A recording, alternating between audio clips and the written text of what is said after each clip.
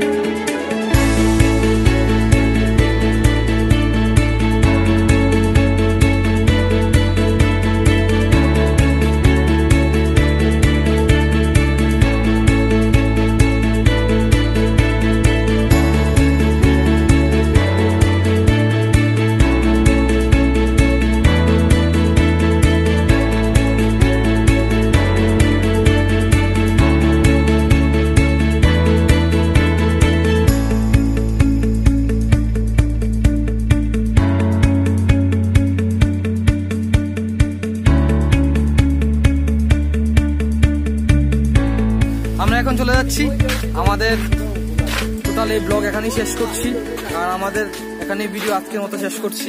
এবং আজকের যে সুন্দর দৃশ্য দেখলাম তাতে অপূর্ব, ত্রিপুরার মধ্যে মনে একটা সুন্দর একটা ওয়াটারফলস আছে যেখানে আমরা ঘুরতে এসেছিলাম। Thank you and subscribe.